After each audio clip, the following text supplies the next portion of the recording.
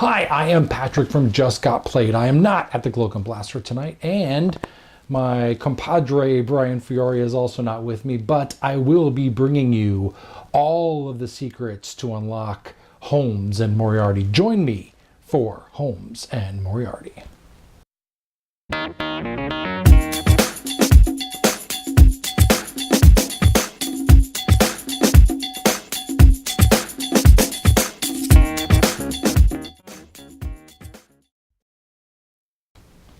So in Holmes and Moriarty, you're pitted against your lifelong adversary in an asymmetrical card game. Now, it is kind of sort of a trick taker and kind of sort of a deck builder, and I'll explain that right now. So in this game, you'll play a card face down for each one of the three cases that's laid down in front of you.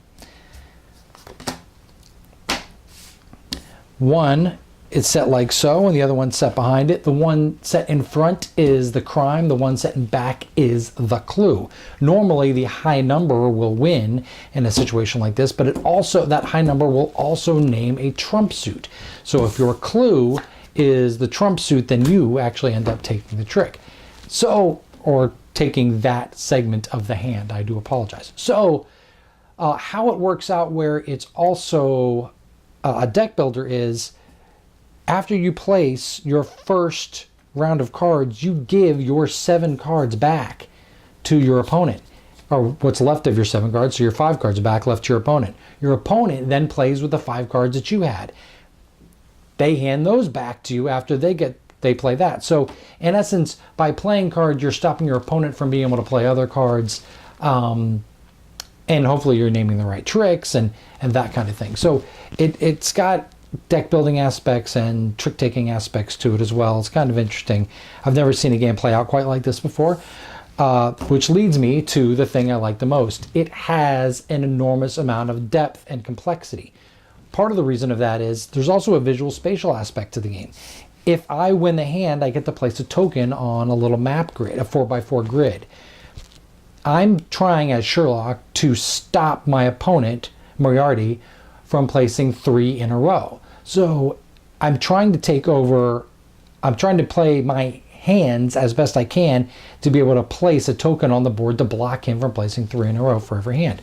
So it's got a visual spatial aspect to it. It's got a trump suit aspect to it. It's got high card wins aspect to it. It's got deck building aspect where I play cards back or hand my hand back and forth to the other opponent, so that I limit their choices. So it's got all this real solid depth to it.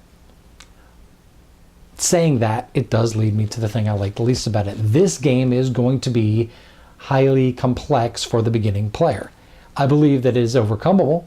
It's something that if you play it several times with some patient people, you're going to be able to get a hand on the game, and you'll be able to play it lots and lots and lots. So if this is going to be something you bust out once, prepare for a little bit of a learning curve. That's the thing I don't like about it.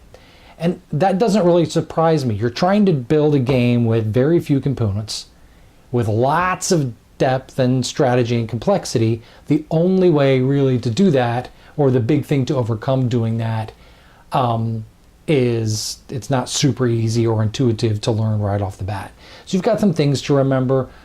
Each card, like the number 16, is beat by cards 1, 2, and 3. Every card can be beat by at least 3 other cards, so you have to kind of keep that in your head or refer back to the rules for that. Obviously, the suit taking mechanism at the end for your clue, you're going to have to keep that in mind as well. You're not just playing your highest card. Not necessarily very intuitive, but adds lots and lots of depth. So those are the two things, the thing I like and the thing that I dislike the most about it. This is Holmes and Moriarty. It is currently on Kickstarter as of the editing of this video. I want to thank you very, very much for watching Just Got Played, and I hope you join us again soon.